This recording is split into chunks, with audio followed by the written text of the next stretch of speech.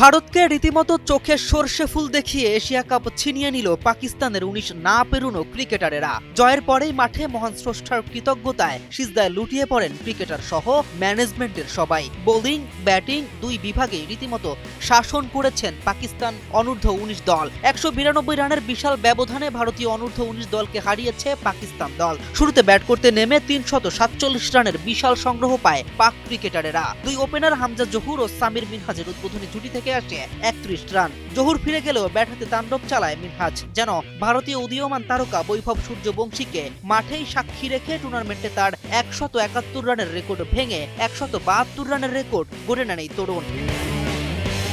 ৯টি ছক্কা আর ১৭টি চারের সাহায্যে ১১৩ বল মোকাবেলা করে কীর্তি তার। এছাড়াও আহমেদ হুসাইনের ৫৬ ও উসমান খানের ৩৫ রানে ভর করে ফাইটিং একটা সংগ্রহ পায় দল। ব্যাটিংয়ে নেমে শুরু থেকে আক্রমণাত্মক বাঁহাতি ওপেনার সূর্যবংশী প্রথম বলটিতেই হাঁকান এক ছক্কা। ওভারে আরও এক ছক্কা ও এক চার সহ মোট ২০ রান তোলে ভারতীয় দুই ওপেনার। তবে ব্যাটাগিরি টিকেনি বেশিক্ষণ।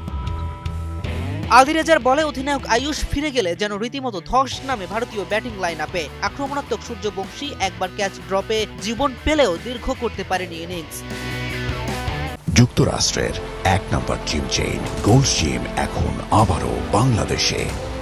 বসুন্ধরা আবাসিক এলাকা ও বসুন্ধরা সিটি শপিং মলে।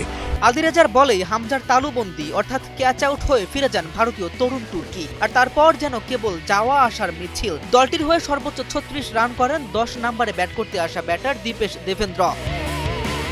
২৬ ওভার ২ বল খেলেই গুটিয়ে যায় গোটা দল। আর স্কোরবোর্ডে যুক্ত হয় মাত্র ১৫৬ রান। হাতছাড়া হয়ে যায় অনূর্ধ্ব ১৯ এশিয়া কাপের ট্রফি। অন্যদিকে জয়ের আনন্দে মাঠেই সিজদায় লুটিয়ে পড়েন পাকিস্তানি ক্রিকেটারেরা। K M Rafin, news 24।